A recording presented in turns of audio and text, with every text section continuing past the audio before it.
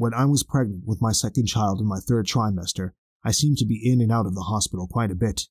There would be contractions, spotting, extreme nausea, you name it, I had it. The nurses got to know me by my first name, they had seen me so many times. When the time to actually have the baby came, they were all very excited to see me come in for the big day. But given my luck, the contractions weren't close enough together for it to be time, so they told me to go for a bit of a walk around the floor to see if it might speed the process up. I was walking around, well, I guess you could say I was waddling around, doing my best to stay out of the way of everyone. I was tired and my backhand started to hurt, so I sat down on a bench that was empty. I was just sitting there watching the people walk around when I saw a nun in a full habit coming toward me. She had a kind, elderly face like that of a beloved grandmother. I hadn't seen a nun in full habit before, except on television. She seemed so out of place, but her smile lit up the entire place. She came up to me and smiled at my stomach, and I felt a wave of love and caring just radiating from her. She didn't say a word, but she didn't have to. I felt comforted by her presence more than anything she could have said. Then, just as quickly as she had come, she walked away. Not long after the nun walked away, the contractions began coming faster and faster, and I was soon in full-blown labor. The birth of my daughter went without issue despite all the problems I had during the last few months. She was healthy, and that is all I could ask for. The next time I saw the nun was the day after I had given birth. I was lying down in bed and really wanted a drink of water. The problem was the glasses were on the other side of the room. I didn't want to bother anyone to help me, and I figured I would get one when a nurse came in to check on me. Almost immediately, the door opened, and the same woman walked in again. I asked her if she would help me with getting a drink of water. She walked over to the glasses and picked one up and filled it from the pitcher on the table. She sat down in front of me and I drank it completely. I laid my head back down on the pillow and was almost immediately asleep. I was woken up sometime in the middle of the night by one of the nurses so that I could feed my daughter. I asked her if she knew the name of the nun that had been at the hospital that day. She told me that she didn't know of any nun that worked or even visited the hospital, but she said that she would look into it. The next day I was sitting with my daughter when a nurse walked into my room. She started asking me some questions about what the nun looked like and how she was dressed. It seemed odd to me that I would have to describe someone that, in my opinion, stood out like a sore thumb in this day and age. I told her what I could remember of the kind woman who I came into contact with twice. After I got done relaying what I could, she seemed to take a deep breath, preparing to tell me some bad news. She told me that I had come in contact with Sister Tabitha. Well, I finally had the name of the woman. I asked her if she knew when she would be back so I could thank her for her kindness. The nurse started shifting nervously back and forth on her feet. I asked her what the matter was. That is when she told me that Sister Tabitha was a spirit that had been seen by a number of women on the ward throughout the years, and was thought to have been alive when the hospital first opened. At first I didn't believe what she was saying. I mean, how could I? This woman was telling me that a ghost had come in here and poured me a glass of water and had comforted me while I was walking around. It just didn't seem possible. I had never come into contact with anything that could even come close to the afterlife. I didn't even know if I truly believed in ghosts, but despite my doubts, I thought back to when I had seen her in the hall. No one even took notice of her. At the time, it didn't seem odd, but now that I thought about it, if a nun was walking around in a full habit, a lot of people would have turned to stare at her. That, and both times I had seen her, she hadn't spoken to me. Maybe that is because she couldn't. I have accepted that Sister Tabitha was a spirit. I still remember how much love I felt from her when she looked down at me on that bench. I know that I feel blessed to have met her even on such odd terms. The memory will stay with me forever. My family and I went on a family vacation back in 2005 to Denmark. My mom and I decided that we wanted to go see some of the countryside and see some of the small towns and villages. My dad and brothers weren't that interested in the rural part of the country, so instead of tagging along, they went into the city. My mom and I ended up in a small village where there was some neat old architecture and shops for us to visit. We decided to walk around to get a better view of the town while we shopped at the small stores. We walked by one building, which was open to the public to walk through. There was a woman that served as a tour guide to the building, which was quite old from the looks of it. As she led us through, we asked her about the history of the building and the former owners. She told us that it had originally belonged to a doctor that used to practice out of the house. She told us that he was considered at his time to be an excellent physician, and many people would come to seek treatment from all around the area. Then, tragedy struck the family. His youngest daughter fell terminally ill.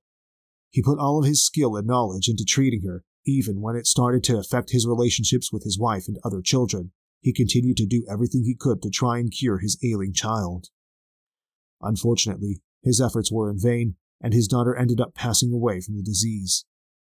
The doctor, wanting to get a fresh start, shut down his practice, and he and his family moved away from the area. These were the interesting types of stories me and my mom loved to find in small towns like this. But the strange things didn't start until that night when I tried to go to sleep.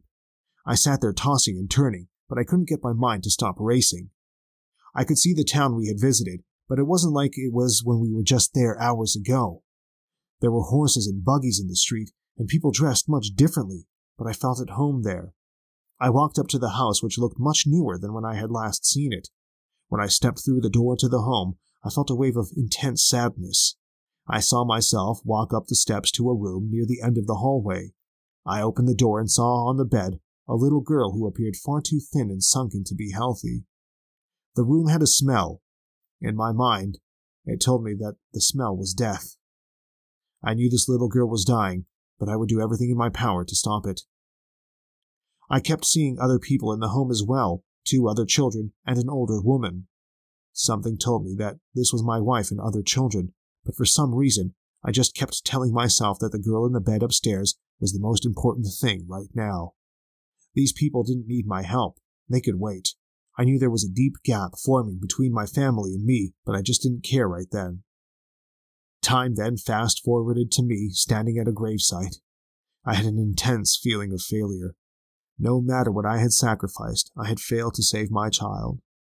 I knew I was done practicing medicine, because if I couldn't save someone I loved as much as my child, what was the point? I moved away from the town, and the wakeful dream finally ended. I did fall asleep that night, but my dreams were also filled with these thoughts, and I kept waking up the entire night. The next morning, I went and told my mom what I had experienced the night before. To my surprise, she told me that she had the exact same thing happen to her. We asked the rest of my family if they had any disturbances with their sleep the night before, and they told us they had slept fine. We both concluded that it must have been because we had entered the home.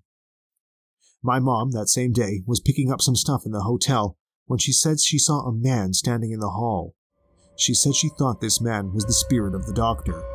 She told him that he wasn't welcome and needed to move on from here. Since she did this, neither one of us had had any reoccurrence of the dreams that we had that night. I am one who always believed in spirits and ghosts, but to have shared a memory like that with one was something life-changing for me. The power of the emotions I felt were almost overwhelming, especially the sadness I felt of his when he lost his child. It is something I will remember for the rest of my life. Working in a hospital, there is plenty of reason to believe that some sort of energy or spirits may be present there. Most people have heard strange sounds, felt strange sensations, or on rare occasions, seen an apparition roaming the halls. My story, on the other hand, is a bit different from the run-of-the-mill experiences that you may have heard of.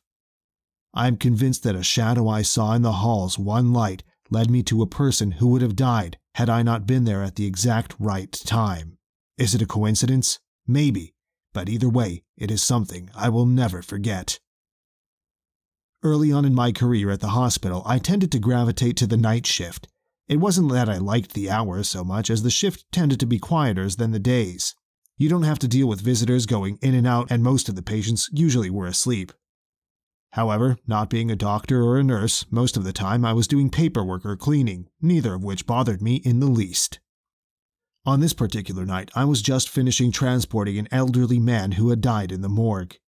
It is one of the worst parts of the job since you can get attached to some of the people that have been there for a while. Although I hadn't talked much to this gentleman, I knew who he was and was sad for his family. They were regular visitors, and I would miss the small chance that we had. The morgue is located in, of course, the basement of the building at the end of a long hallway. I had just hit the button for the elevator to take me back upstairs when I thought I heard footsteps coming up behind me. There are other rooms down here other than the one I was just in, but I hadn't seen any signs that any of them were occupied, so I was a little bit surprised, but also relieved to not be alone. The place, despite being well lit, can be creepy when you're by yourself. I turned around with a smile on my face to greet my coworker, but to my surprise, nobody was there. There wasn't any place for someone to duck into. Besides, I would have been able to hear the door open and shut, which I hadn't. To relieve the butterflies in my stomach, I tried to convince myself I was hearing things. Get yourself together, man. It's just your mind playing tricks on you. Whether it was my self-talk or the ding of the elevator arriving, I managed to walk inside of the car without looking like a character from a horror flick fleeing from some unseen enemy. Once I got back to my floor, I sat down at my desk and busied myself with the mountain of paperwork that never seemed to get any smaller. I was focused on the screen, but I could see the walkway out of the corner of my eye just in case someone came up to the counter to ask something of me. I see movement out of the corner of my eye, and I swivel the chair to see what they want, but I find the space in front of me empty. I get up out of my chair and start looking on the other side of the desk, thinking maybe a small kid might be hidden from my view, but that wasn't the case. Hands on hips, I shake my head and start walking back to my desk. From around the corner, I hear a voice call out, "Hey, over there! Someone needs your help!" At first, I don't know if they're talking to me, but since I'm the only one around at the time, it is the only thing that makes sense. I take off at a quick walk and turn the corner, where I thought the voice came from. I see a shadow dart around the corner, which didn't make sense because the only thing down that way was the employee break room and bathrooms. I was going to be upset if someone was just playing around and trying to get a laugh at my expense. I turn the corner and I see a girl of probably 15 years old standing in the hall looking into the break room.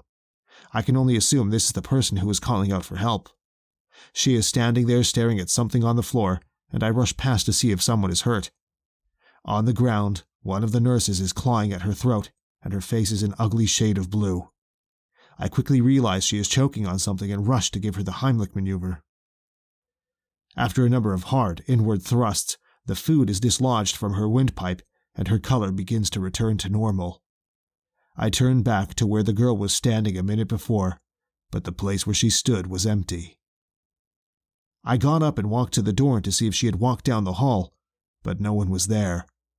She may have just helped me save this woman's life, and she just took off. I couldn't understand why anyone would do that. Turning back to the lady on the floor, I ask her if she thinks she can get up. She nods and I bend down to give her some assistance. After she sits down in one of the chairs, I asked her if she had been eating with anyone or she had recognized the girl that had been in the door before I had come in. She gave me a weird look and told me that there wasn't a girl when I came in. It had only been me. Try as I might to convince her otherwise, she swore that the only person that had been there was myself. I figured that she had just been in a panic and hadn't noticed her there. She thanked me profusely, saying that if I hadn't showed up when I did, she was sure she would have died. I really wanted to find out who this girl was. For some reason, I was tired of the disappearing act that all these people were doing tonight, starting with the footsteps, the movement in front of the desk, and now this girl. I had a friend in security, so when I went on break later that night, I paid him a visit so he could rewind the tape so I could see where the girl had gone after I went in the break room. Arriving at the front security desk, I greeted my colleague and told him what had happened. He stated that she had been lucky I came when I did, but I told him that luck had nothing to do with it. I explained what had happened and asked him if he could review the cameras on the floor to see if we could go see where she had gone to. He nodded. "Yeah, no problem. There's actually a couple of cameras that cover that area pretty well." He hit a few keys and up came the live feed of the floor. I could see the desk where I had just been a little while ago. He started rewinding the tape and he got to the point where I had left my desk to see who had been standing there. At first, I didn't see anything on the tape, but when I looked closer, I saw a small, glowing ball near the front of my desk. I asked him if there was some sort of glitch, but he seemed just as captivated by what he was seeing as I was. We watched the little glowing ball fly away from the desk just before I got up and around the other side. I see myself turn my head towards the break room when I heard someone call out for help. I watch myself walk down the hall and turn the corner. At this point, we switch to another camera which looks down on the hall to the break room. This is what I really wanted to see. What I expect to see isn't what is on camera, though. Instead of the girl standing there staring at the choking woman, I see the glowing orb floating there, unmoving. I don't mean to, but I take a couple of steps back from the monitor. I don't believe what I'm seeing. I know what I saw, but this wasn't it. I almost don't want to look as I watch myself turn into the break room and disappear from view. I look on as the glowing ball flies out of the hall. That is the weirdest thing I've ever seen. My friend's statement is a major understatement. Really, at the time, I didn't know what to believe. I know I had seen the girl, that I didn't doubt, but what the camera recorded was far from what I had seen. What was that glowing ball? I had heard of orbs before this, but I'd never seen one before. As much as I didn't want to accept it, the only thing I could accept was this thing had led me to the woman in the break room that needed help. I still don't know whether that orb was the spirit of the girl. I've asked myself that many times, but haven't been able to come up with an answer that satisfied my curiosity completely. All I know is that woman may not be alive if it hadn't been there, and for that, I'm thankful.